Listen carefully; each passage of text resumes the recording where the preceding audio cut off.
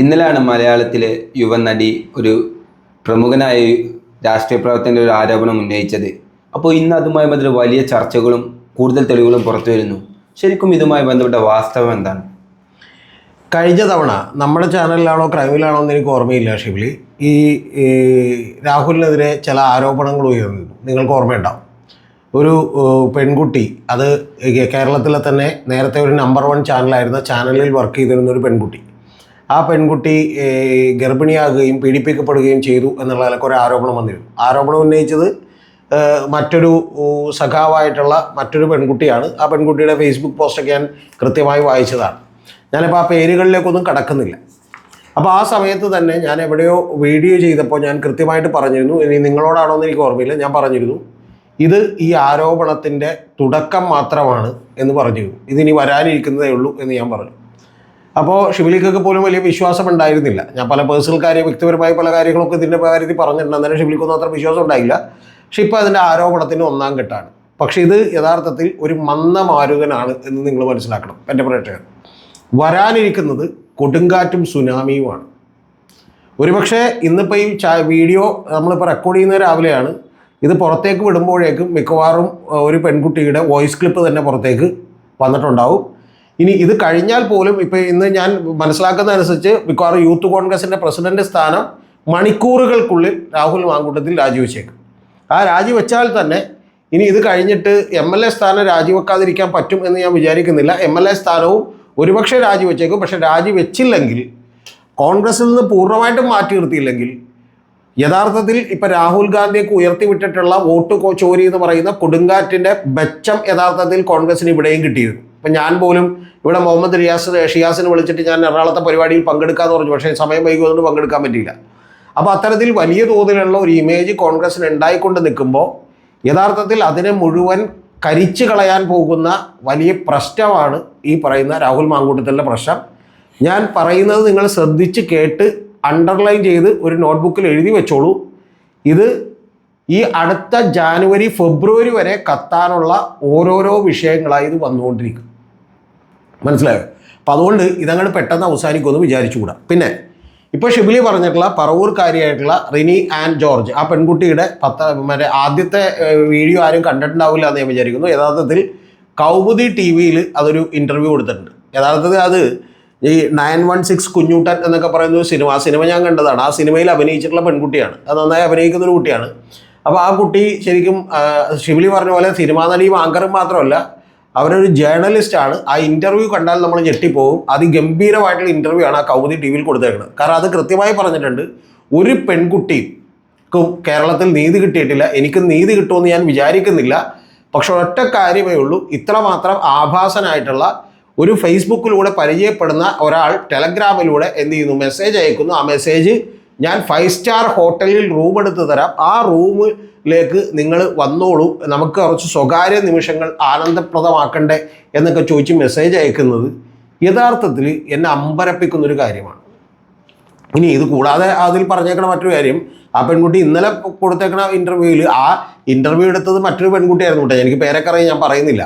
ആ പെൺകുട്ടിക്ക് ഇതിൻ്റെ ഒരു ബോധമില്ലാത്തതുകൊണ്ട് അത് ഇതുമായി ബന്ധപ്പെട്ടൊരു ചോദ്യം പോലും ചോദിച്ചില്ല. പിന്നെ വീണ്ടും സിനിമയിലേക്ക് പോവുകയാണ്. മനസ്സിലായി? ഇത്ര ഞെട്ടിപ്പിക്കുന്നൊരു വെളിപ്പെടുത്തൽ ഒരു MLA കുറിച്ച് നടത്തിയിട്ട് പോലും കൗമുദി TV-ക്ക് അതിൻ്റെ അഡ്വാൻറ്റേജ് എടുക്കാൻ പറ്റില്ല. കാരണം അവരപ്പം തന്നെ അടുത്ത സിനിമയിലേക്ക് പോവുകയാണ്. എന്നിട്ടും ഈ പെൺകുട്ടി ഏറ്റവും ഒടുവിൽ പറഞ്ഞു വെക്കുന്നത് എന്താണെന്ന് അറിയാം, ആ ഇൻ്റർവ്യൂവിൻ്റെ അവസാനം പോലും എന്ന് പറഞ്ഞിട്ടുണ്ടെങ്കിൽ ഹൂ കെയർസ് എന്ന ആറ്റിറ്റ്യൂഡ് എടുക്കുന്ന ആളുകളാണെന്നാണ്.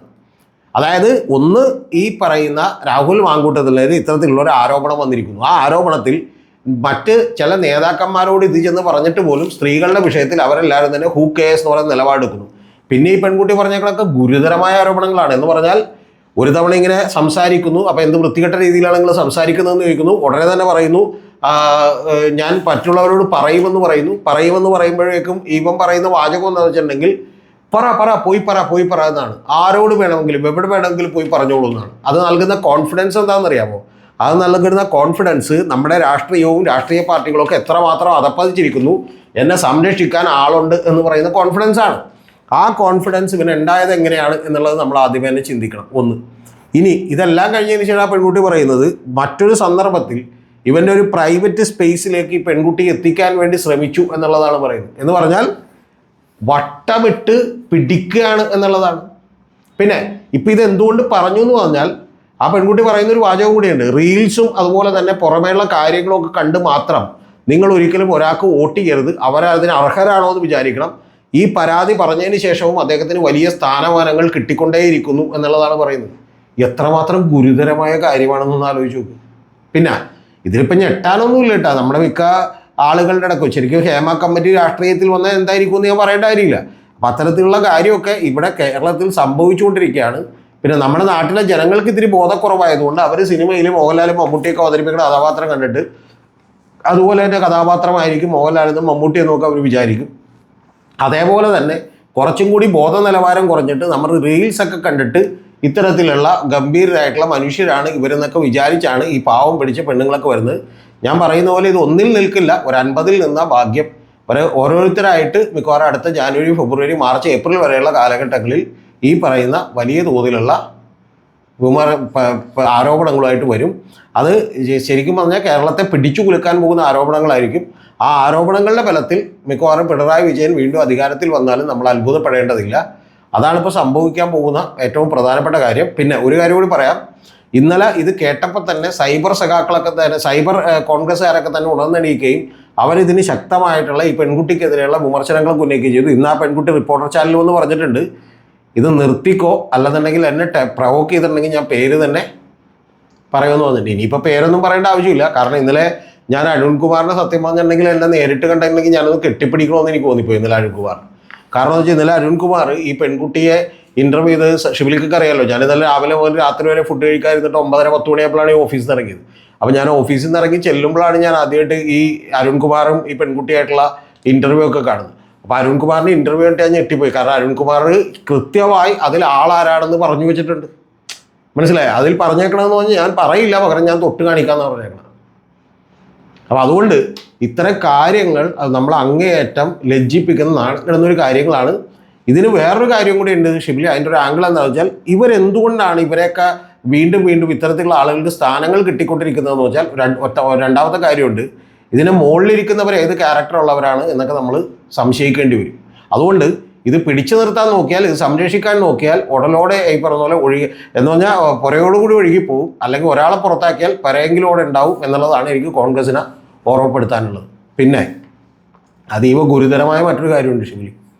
ഇതൊക്കെ പറയേണ്ടെന്ന് വിചാരിച്ചിരുന്നതാണ്, നമ്മളൊക്കെ നേരത്തെ അറിഞ്ഞതാണ്. കേരളത്തിലെ ഏറ്റവും പ്രമുഖരായിട്ടുള്ളൊരു നേതാവിൻ്റെ വീട്ടിലുള്ള ആളുകളോട് പോലും മര്യാദകൾ കാണിച്ചിട്ടുണ്ട്.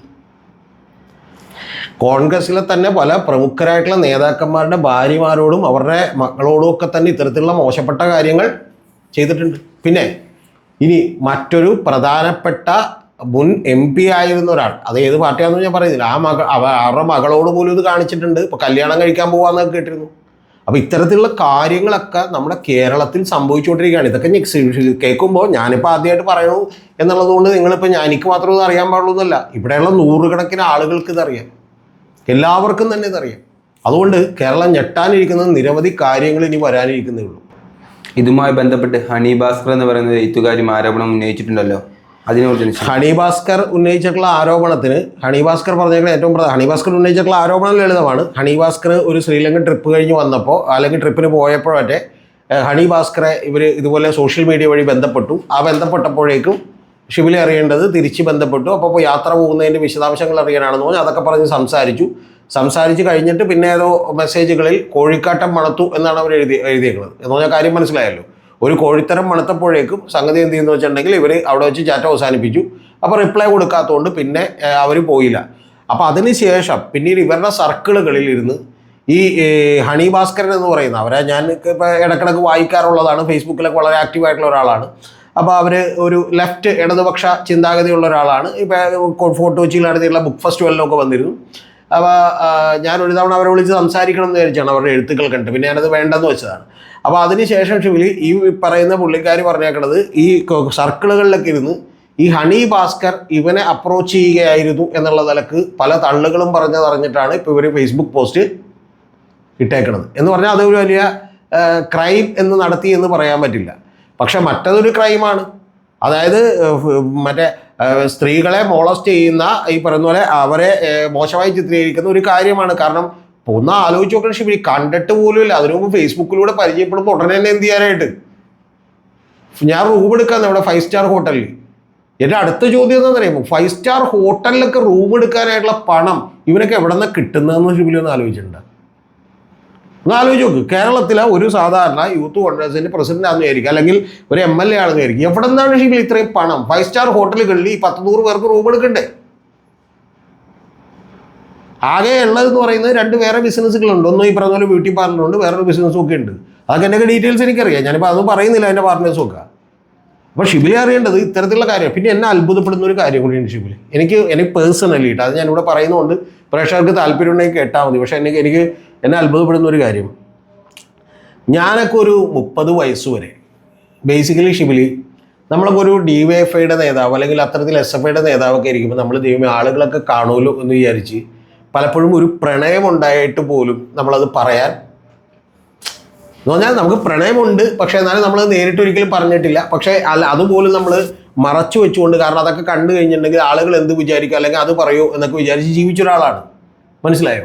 അപ്പോൾ ഇപ്പം പോലും യഥാർത്ഥത്തിൽ ഞാനൊക്കെ പറയുന്നത് ഇപ്പം പോലും ഇപ്പം ഞാൻ ഷിബിലിയായിട്ട് സവാനായിട്ട് പല സ്ഥലങ്ങളിലും പോയിട്ടുണ്ടല്ലോ, നമ്മളൊരു സ്ത്രീയോട് ചെന്ന് നമ്മളൊരു ഫോൺ നമ്പർ മേടിക്കാൻ പോലും നമുക്കൊരു മടിയുണ്ട്. ശ്രദ്ധിച്ചിട്ടുണ്ട്. ഇപ്പം ഞാൻ ഇടയ്ക്കുള്ള ആൾ, നമുക്ക് ശരിക്കും ഞാൻ ആലോചിച്ചിട്ടുണ്ട് എന്തിനാണ് അങ്ങനെ എന്നുള്ളത്. പക്ഷേ നമ്മൾ അറിയാതെ ചെയ്തു പോകുന്നൊരു കാര്യമാണ്. ഇപ്പം ഞാൻ ലക്ഷ്മി പത്മന ഏഷ്യാനെറ്റ് ന്യൂസിൻ്റെ ഫ്രണ്ടിൽ വെച്ചിട്ട് എറണാകുളത്ത് വെച്ച് എന്ത് ചെയ്തു, കണ്ട് ഒരുപാട് നേരം സംസാരിച്ചു, 2-3 ദിവസം കണ്ട് സംസാരിച്ചു. കാരണം തൃക്കാക്കര റിപ്പോർട്ട് ചെയ്യാൻ വേണ്ടി ലക്ഷ്മി പത്മയൊക്കെ വന്നിരുന്നു. അപ്പോൾ സത്യം പറഞ്ഞിട്ടുണ്ടെങ്കിൽ ഷിബിലി എനിക്ക് നമ്പർ മേടിക്കണം എന്നുണ്ട്. മനസ്സിലായി? നമ്പർ കിട്ടാനിപ്പോൾ എനിക്ക് ബുദ്ധിമുട്ടൊന്നുമില്ല, ഷിബിലിക്ക് അറിയാമല്ലോ. അതായത് കേരളത്തിലെ ഇന്ത്യയിലെ പ്രമുഖരായിട്ടുള്ള ബിസിനസ്സുകാരോ സെയിൽസ് സെലിബ്രിറ്റിയുടെ നമ്പർ ഞാൻ എടുക്കും. അപ്പോൾ ആ നമ്പർ എടുക്കുകയും ഞാൻ അവരെ വിളിക്കാനൊന്നും എനിക്കൊരു മടിയില്ലാത്ത ഒരാളാണ്. അവരെ കൺവിൻസ് ചെയ്യുകയും ഞാൻ 15 മിനിറ്റ് സംസാരിച്ചാൽ അവരെന്നെ ഓർത്തിരിക്കുകയൊക്കെ ചെയ്യുന്നുണ്ട്. പക്ഷേ ഞാൻ അവരുടെ നമ്പർ മേടിച്ചില്ല. എന്താ കാര്യം എന്ന് വെച്ചാൽ എൻ്റെ ഉള്ളിൽ തന്നെ ദൈവമേ അങ്ങനെ ഒരു നമ്പർ ചോദിച്ചാൽ എന്ത് ചെയ്യും എന്ന് വിചാരിക്കുന്ന നിരവധി സാധാരണക്കാരായ മനുഷ്യരുണ്ട് ഇവിടെ. ഇതിന് നേരെ ഒരു എതിർ സൈഡ് കൂടിയുണ്ട്. ഷിബിലി ഒന്ന് ആലോചിച്ച് നോക്കണം, സ്ത്രീകളുടെ ഒരു ജീവിതം ഇവിടെ എന്താണെന്നൊന്ന് ആലോചിച്ച് നോക്കണം. ഓക്കെ, എത്ര ഭയന്നാണ് അവർ ജീവിക്കുന്നതെന്ന് നമ്മൾ ആലോചിച്ച് നോക്കണം. ഒരാൾ ഫോൺ നമ്പർ ചോദിച്ചാൽ വളരെ സന്തോഷമായിട്ട് അങ്ങോട്ട് കൊടുക്കുമോ? ഇല്ല. പലപ്പോഴും അവർ വളരെ ഭയന്നാണ് പലപ്പോഴും എന്ത് ചെയ്യുന്നത്, ജീവിക്കുന്നത്. മനസ്സിലായി? ഇപ്പം ഞാൻ തന്നെ ഇപ്പോൾ നമ്മളൊരു കാര്യം ഞാൻ തുറന്ന് ഷിബിലിയോട് പറയും. ഇപ്പം ഞാനൊരു 10-20 കൊല്ലമായി ശ്രദ്ധിക്കുന്ന, എനിക്ക് വളരെ ആരാധന തോന്നുന്നു, ബഹുമാനം തോന്നുന്നു പല ആളുകളുണ്ട്. ഈ മീഡിയ ഫീൽഡിലുണ്ട്, അല്ലാതെ രാഷ്ട്രീയക്കാരിലും ഒക്കെ ഉണ്ട്. ഇതിൽ ആണുങ്ങളായിട്ടുള്ള ആളുകളുടെയൊക്കെ ഫോൺ നമ്പർ എടുത്ത് ഞാൻ വിളിക്കുകയും സംസാരിക്കുകയും അവരോട് സൗഹൃദം ഉണ്ടാവുകയും പിന്നീട് നിരന്തരമായി വിളിക്കുകയൊക്കെ ചെയ്തിട്ടുണ്ട് ഷിബിലി. പക്ഷേ അപൂർവം ചില ആളുകളോട് മാത്രമേ നമ്മൾ സ്ത്രീകളോട് അങ്ങനെ സംസാരിക്കാൻ, അങ്ങനെ അതും വളരെ കൃത്യമായി പരിചയപ്പെട്ടാൽ മാത്രമല്ല, അല്ലാതെ നമ്മൾ വെറുതെ ഒന്ന് പരിചയപ്പെടാൻ വേണ്ടി മാത്രം വിളിച്ചാണെന്ന് നമ്മളൊരു സ്ത്രീയോട് പറയാൻ നമുക്ക് പോലും മടിയൊന്നും. ആ മടി എന്തുകൊണ്ടാണെന്നറിയാമോ? കേരളത്തിൽ ഒരു സ്ത്രീയും അത് സംശയാസ്പദമായിട്ടല്ലാതെ എടുക്കില്ല. നമ്മളിപ്പോൾ ഒരാളെ കണ്ടെന്ന് പറയുകയാണ്, നിങ്ങളുടെ ഡ്രസ്സ് നിങ്ങളിന്ന് വളരെ സുന്ദരിയായിരിക്കുന്നു എന്ന് പറഞ്ഞാൽ ആ സ്ത്രീ ആദ്യം അതിനെ കാണാൻ പോകുന്നത് എങ്ങനെയായിരിക്കും? ഓ വെരി ഗുഡ്, ഒരു നല്ല കോംപ്ലിമെൻറ്റ് കിട്ടിയിരിക്കുന്നു എന്നുള്ളതൊക്കെ കാണുന്ന എത്ര പേരുണ്ടാവും ഷിബിലി? അവർ ഓക്കെ, ഇവൻ വേറെ അടുത്ത സ്റ്റെപ്പിലേക്ക് നീങ്ങണമെന്ന് പറഞ്ഞൊരു സംശയത്തോടുകൂടി ആയിരിക്കും നോക്കുക. ഇപ്പം പോലും ഞാൻ അറിയേണ്ടത് കേരളത്തിലെ വളരെ ഫേമസ് ആയിട്ടുള്ള പല സെലിബ്രിറ്റികളായിട്ടുള്ള ആളുകൾ പോലും നമ്മൾ ചിലപ്പോൾ ഒരു മെസ്സേജ് അയച്ചാൽ അവർ ആ തിരിച്ച് മെസ്സേജ് അയക്കാൻ ഭയക്കുന്നത്, ദൈവമേ ഇതൊരു പെർമിഷൻ ആയിട്ടോ അല്ലെങ്കിൽ ഈ പറയുന്ന പോലെ താല്പര്യമായിട്ടോ ഒക്കെ മറ്റുള്ളവർ കരുതിയാലോ എന്ന് വിചാരിച്ച് മാത്രമാണ് അവരെന്ത് ചെയ്യാത്തത്. അപ്പോൾ അത്തരത്തിലാണ് അവരുടെ ജീവിതം തന്നെ മുന്നോട്ട് കൊണ്ടുപോകുന്നത്. ആ അവസ്ഥയിൽ നിന്നിട്ടാണ് ഈ പറയുന്ന റിനു എന്ന് പറയുന്ന ആൻ ജോർജ് എന്ന് പറയുന്ന ഒരു പെൺകുട്ടി അതിഗംഭീരമായി കേരളത്തിലെ സിറ്റുവേഷൻസിനെ കുറിച്ച് പഠിച്ചുകൊണ്ടാണ് അത് കൃത്യമായി പ്രതികരിച്ചേക്കുന്നത്. എനിക്ക് വലിയ ബഹുമാനം തോന്നി, ആദരവ് തോന്നി ആ പെൺകുട്ടിയോട്. ഇനി ഞാൻ എൻ്റെ തന്നെ ചില കാര്യങ്ങൾ പറയാം ഷിബിലിയോട്. ഇപ്പം ഞാൻ നേരത്തെ ഓഫീസിലുണ്ടായിരുന്നപ്പോൾ രാത്രി 8 മണി 9 മണി വരെ, ഷിബിലിക്ക് അറിയാമല്ലോ നമ്മുടെ ഓഫീസിലൊക്കെ അങ്ങനെ നിൽക്കും ആളുകൾ. അപ്പോൾ അങ്ങനെ നിൽക്കുമ്പോൾ പലപ്പോഴും 9 മണി 10 മണിയൊക്കെ ആകുമ്പോൾ പലപ്പോഴും ഈ ഡ്രൈവറുടെ അടുത്ത് പോലും കൊണ്ടാക്കാൻ പറയാൻ എനിക്ക് മടിയുള്ളതുകൊണ്ട് പലപ്പോഴും ഞാൻ അവരെ ഹോസ്റ്റലിൽ കൊണ്ടാക്കും. ഞാൻ ഈ ഹോസ്റ്റലിൽ കൊണ്ടാക്കുകയോ വീട്ടിൽ കൊണ്ടാക്കുകയോ ചെയ്യുമ്പോൾ 3 ദിവസം 4 ദിവസം കഴിഞ്ഞ് ഞാൻ അവരോട് ഹോസ്റ്റലിൽ റൂമിൽ കയറിയിട്ട് ഞാൻ വിളിക്കണമെന്ന് പറയും. അപ്പോൾ ഞാനിങ്ങനെ വിളിക്കണമെന്നൊക്കെ പറയുമ്പോൾ സ്വാഭാവികമായിട്ടും ഒരാഴ്ച കഴിഞ്ഞപ്പോഴേക്കും ഒരു പെൺകുട്ടി വന്നിട്ട് പറഞ്ഞു, സാറിന് എന്നോട് എന്തോ സോഫ്റ്റ് കോർണർ ഉണ്ടെന്ന് എന്ത് ചെയ്തു. ഓഫീസിലെ മാനേജറെടുത്ത് പറഞ്ഞു, ഭാഗ്യത്തിന് അതൊരു പെൺകുട്ടിയാണ്. അപ്പോൾ ആ പെൺകുട്ടി പറഞ്ഞു, അയ്യോ അങ്ങനെയല്ല സാർ, എല്ലാവരുടെ അങ്ങനെയാണെന്ന് പറഞ്ഞു. പക്ഷേ ഷിബിലിക്കും സെബാനോ കൃത്യമായിട്ട് അറിയാമല്ലോ, അതായത് ഞാൻ നിങ്ങൾ വീട്ടിൽ ചെല്ലുമ്പോൾ പോലും അവിടെ നിന്ന് തന്നെ വിളിക്കണമെന്ന് പറയാറുണ്ട്. സെബാനോ ഒരു തവണ എന്നിട്ട് രാത്രി 1:30-2 മണിക്കാണ്, പക്ഷേ എന്നെ വിളിച്ചില്ല എന്നുകൊണ്ട് എനിക്ക് ഭയങ്കര ദേഷ്യം വന്നു. അപ്പോൾ ഇത്തരം നമ്മൾ ദേഷ്യം വരുമ്പോൾ അവർ വിചാരിക്കുന്നത്, ഏതൊരു സ്ത്രീയും കേരളത്തിൽ വിചാരിക്കുന്നത് എന്താണെന്നറിയാമോ ഷിബിലി? നമുക്ക് മറ്റെന്തെങ്കിലും ഉദ്ദേശം ഉണ്ടാവുന്നതാണ്. കാരണം എന്താണ്? അങ്ങനെ അല്ലാത്ത ആളുകളെ അവർ ഇതേവരെ കണ്ടിട്ടില്ല. പിന്നെ ഞാൻ വളരെ ഓപ്പൺലി ഷിബിലിയോട് പറയാം, എനിക്ക് മനസ്സിലാകാത്തൊരു കാര്യം തുറന്നങ്ങോട്ട് പറയാം. എനിക്കിപ്പോൾ ഒരു പെർ ഡേ 10,000 കൊടുത്ത് ഒരാളെ വിളിച്ചിട്ട് ഒരു ലൈംഗിക സുഖം നേടുക എന്ന് പറയുന്നത് പോലും എന്നെക്കുറിച്ച് എനിക്ക് മനസ്സിലായിട്ടില്ല അതെങ്ങനെ നടക്കുമെന്നുള്ളത്. നമുക്കൊരു പരിചയമില്ലാത്ത, ഒരു ബന്ധമില്ലാത്ത ഒരാളെ എന്ത് ചെയ്യുന്നു, വരുന്നു, എന്നിട്ട് എന്ത് ചെയ്യുന്നു, ഒരു രാത്രി കഴിഞ്ഞിട്ട് പോകുന്നു എന്ന് പറഞ്ഞാൽ പോലും എനിക്ക് മനസ്സിലായിട്ടില്ല. നമ്മൾ സാധാരണ അവരോട് പരിചയപ്പെടുകയും സ്നേഹമുണ്ടാവുകയും അതുവഴി ഒരു അറ്റാച്ച്മെൻ്റ് ഉണ്ടാവുകയും ഒരു ഇഷ്ടമുണ്ടാവുകയും ഒക്കെ ചെയ്തിട്ട് ചിലപ്പോൾ ഇതിനകത്തേക്കൊക്കെ ഒരു സെക്ഷൽ റിലേഷൻഷിപ്പിലേക്കൊക്കെ അത് പോയേക്കാം. അപ്പം അങ്ങനെ ഒന്നുമല്ലാതെ ഒരു മനുഷ്യൻ്റെ പോലും രൂപമോ ഭാവമോ അല്ലെങ്കിൽ വികാരങ്ങളോ ഒന്നുമില്ലാതെ ഒന്ന് ആലോചിച്ച് നോക്കൂ ഷിബിലി, എത്ര പേരെയാണ് എന്ത് ചെയ്യുന്നത്. ഇപ്പോൾ ഒരു വോയിസ് ക്ലിപ്പ് പുറത്തേക്ക് വന്നിട്ടുണ്ട്, ഷിബിലി അത് കേട്ട് നോക്കണം. കൊച്ചച്ഛനില്ലാതെ വളരൂലേ എന്നൊക്കെ ചോദിച്ച് ഞാൻ അഹങ്കാരത്തോടും ധാർഷ്ട്യത്തോടും കൂടിയാണ് അപ്പോഴും സംസാരിച്ചുകൊണ്ടിരിക്കുന്നത്. എങ്ങനെയാണ് നമുക്ക് ഇതിനെ ന്യായീകരിക്കാൻ പറ്റുക? സത്യത്തിൽ ഇന്ത്യയിലൊക്കെയുള്ള അവസ്ഥ, കേരളത്തിലൊക്കെയുള്ള അവസ്ഥ എന്ന് പറയുന്നത് ജനങ്ങൾ മനസ്സിലാക്കിയിട്ടില്ല. ഈ ജാതിയോ മതപരമായിട്ടുള്ള വിവേചനത്തെക്കാൾ ഏറെ വലിയ വിവേചനമാണ് ജെൻഡറിൻ്റെ കാര്യത്തിലുള്ളത്. ഏത് സ്ത്രീയാണ് കേരളത്തിൽ എത്ര വലിയ സെലിബ്രിറ്റി ആണെങ്കിലും വലിയ സ്ഥാനത്തിരിക്കുന്ന ആളുകളാണെങ്കിൽ പോലും ഒരാളോട് ഇടപഴകേണ്ടി വരുമ്പോൾ അവരറിയാതെ വളരെ സംശയത്തോടുകൂടിയാണ് അവർ നോക്കി കാണുന്നത്. കാരണം ഇത് ഏതെങ്കിലും തരത്തിൽ എൻ്റെ പേര് ചീത്തയാക്കുമോ, എനിക്ക് എന്തെങ്കിലും പ്രശ്നമുണ്ടാക്കുമോ എന്ന്. കാരണം എന്താ? അങ്ങനെയുള്ള നിരവധി ആളുകളെയാണ് അവരുടെ ജീവിതത്തിൽ അവർ കണ്ടിട്ടുള്ളത്. ഇതിൻ്റെ അർത്ഥം എല്ലാ ആണുങ്ങളും മോശക്കാരാന്നല്ല. മോശക്കാരായിട്ടുള്ള 10% പേരെ ഇവരുടെ അടുത്ത് ചെല്ലുന്നുള്ളൂ. ബാക്കിയുള്ള ആളുകൾ മര്യാദക്കാരായിട്ടുള്ള ഡീസൻ്റായി ഒരു ജോലി എടുത്ത് താഴേക്ക് പോകുന്ന ഒരാളെ എന്ത് ചെയ്തിട്ടില്ല. തമാശക്ക് നമ്മുടെ ഇതിലെ തങ്കച്ചൻ എന്ന് പറയുന്നൊരു സുഹൃത്തുണ്ട് എൻ്റെ വീടിൻ്റെ അടുത്ത്. അപ്പോൾ അവിടെ ഒരു 3 പെൺകുട്ടികളുണ്ട്, ഞാൻ പേരൊന്നും പറയുന്നില്ല. അതിലൊരു സുന്ദരിയായിട്ടുള്ള പെൺകുട്ടിയുണ്ട്. ആ പെൺകുട്ടി വന്ന് കടയിൽ സാധനം മേടിക്കാൻ നിൽക്കുമ്പോൾ തങ്കച്ചൻ ഇങ്ങനെ നിന്നിട്ട് പറയും, കൊടുത്തോളൂ. തങ്കച്ചനാണ് ആദ്യം വന്നേക്കണത്, പക്ഷെ പലചരക്കടക്കാരോട് പറഞ്ഞാൽ ഈ കുട്ടിക്ക് കൊടുത്തോളൂ എന്നാണ്. അങ്ങനെ ഏതൊക്കെ പെൺകുട്ടികൾ 4-5 പേര് വന്നിട്ട് അവർക്കൊക്കെ കൊടുത്തു വിട്ടേച്ചിട്ട് തങ്കച്ചൻ സാധനം മേടിച്ച് വീട്ടിൽ പോകുള്ളൂ. പക്ഷേ ഇങ്ങനെ നമ്മളൊരു സഹായം ചെയ്താൽ യഥാർത്ഥത്തിൽ ഒരിക്കലും ഒരു പെണ്ണും അത് ഭയത്തോടു കൂടിയാണ് നോക്കിക്കാണുന്നത്. ഇപ്പോൾ ഒരു പെൺകുട്ടി സ്കൂട്ടറിന് ഇവിടെ വീണു അറിയട്ടെ, ഞാനടക്കമുള്ള ആളുകൾ, ബാക്കിയുള്ള ആളുകൾ ചെന്ന് നമുക്ക് എടുക്കാനായിട്ടൊരു ഭയം. മര്യാദക്കാരും ചെല്ലൂല, മര്യാദക്കാരല്ലാത്തവരെ.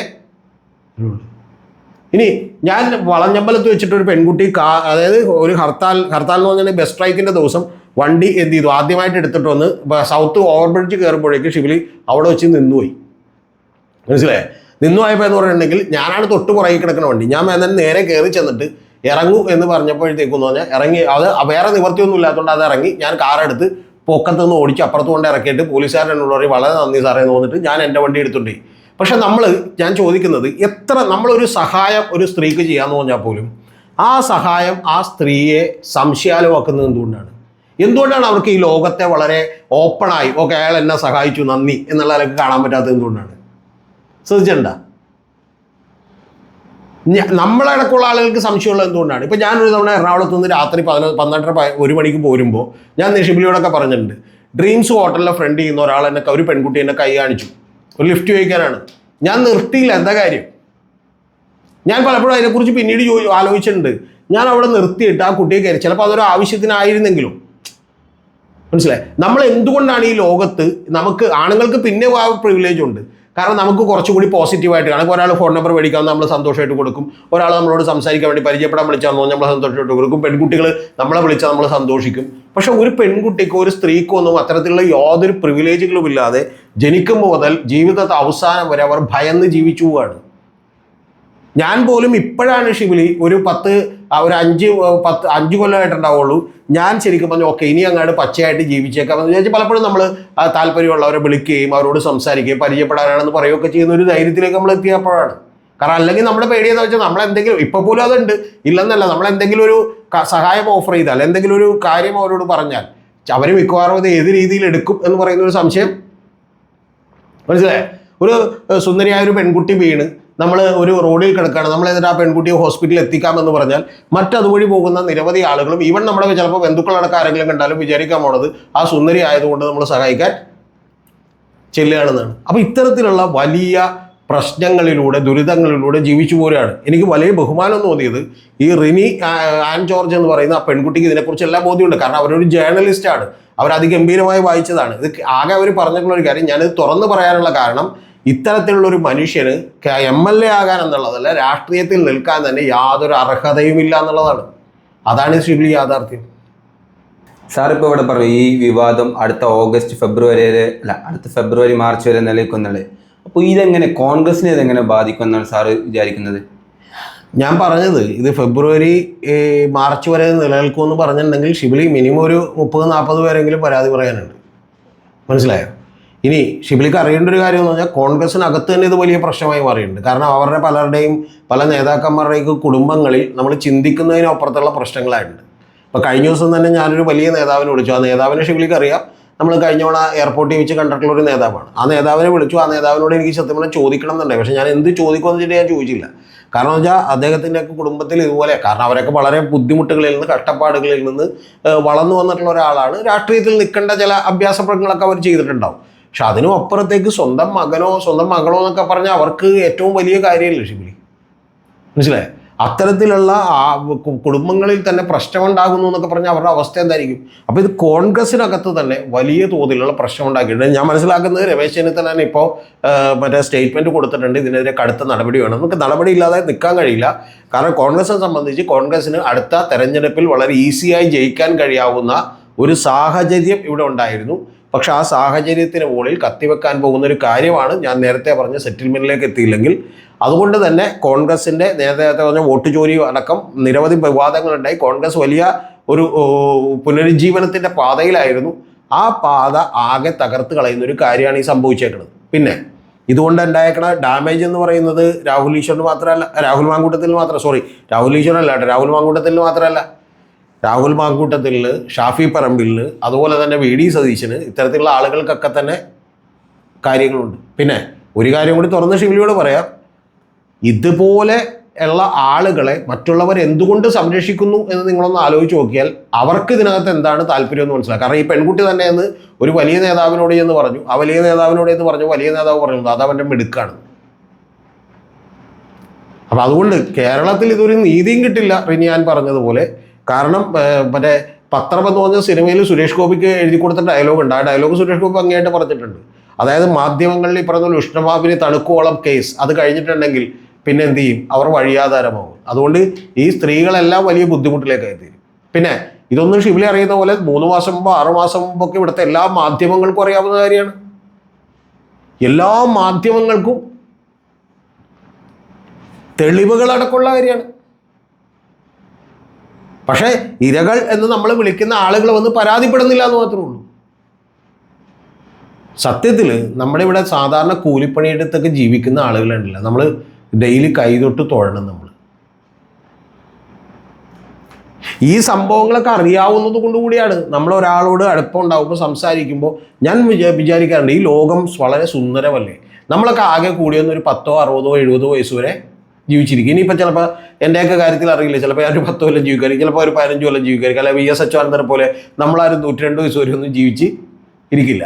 അപ്പോൾ അത്രയൊന്നും സിസ്റ്റമാറ്റിക് ആയിട്ടുള്ള ഒരു ലൈഫ് ചെലുത്തുന്നവർ. അപ്പോൾ അതുകൊണ്ട് തന്നെ നമുക്ക് ഇഷ്ടപ്പെട്ട ആളുകളോട് ചിലപ്പോൾ സംസാരിക്കാൻ, സൗഹൃദം ഉണ്ടാക്കാൻ ഒക്കെ നമ്മൾ താല്പര്യപ്പെടുമ്പോൾ അതിൽ നിന്ന് പലപ്പോഴും നമ്മൾ സ്ത്രീകൾ ഒഴിവാക്കരുത്. സ്ത്രീകളും അത് സംശയത്തോടെ കാണുമെന്നതുകൊണ്ടാണ്. അപ്പം അതുകൊണ്ട് അത്തരത്തിലുള്ള ഒരു അവസ്ഥ മാറാൻ റിനി ആൻ ജോർജിൻ്റെ ഒക്കെ വെളിപ്പെടുത്തലുകൾ സഹായിക്കട്ടെ എന്ന് മാത്രമേ പറയാൻ പറ്റുള്ളൂ. കാരണം ഇപ്പം തന്നെ റിനി ആൻ ജോർജിനോട് ഒരു 150 ചോദ്യം പറവൂരിന്ന് വന്നിട്ടുണ്ടാവും. നീ എന്തിനാ ഇത് പോയത്? നീ എന്തിനാണ് അതിന് റിപ്ലൈ ചെയ്യാൻ പോയത്? ഫേസ്ബുക്കിൽ ഇങ്ങോട്ട് മെസ്സേജ് അയക്കുമ്പോൾ നിനക്ക് റിപ്ലൈ ചെയ്യാതിരുന്നാൽ പോലെ, നീ ആ ഡ്രസ്സ് ഇടുമ്പോൾ ശ്രദ്ധിക്കാതിരുന്നാൽ പോരെ എന്നൊക്കെയുള്ള ചോദ്യങ്ങളുണ്ടാവും.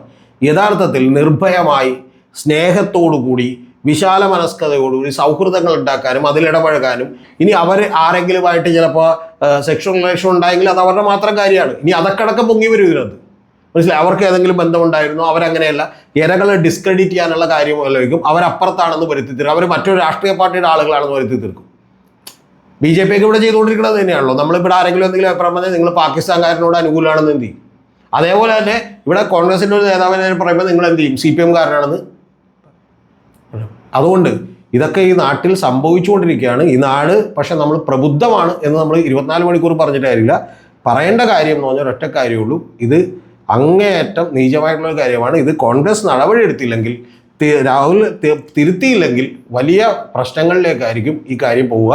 ഈ വീഡിയോ പുറത്തിറങ്ങുമ്പോഴേക്ക് ചിലപ്പോൾ കുറച്ചുകൂടി കൂടുതൽ തെളിവുകളൊക്കെ വന്നിട്ടുണ്ടാവും, കൂടുതൽ ആളുകളൊക്കെ രംഗത്തെത്തിയിട്ടുണ്ടാവും.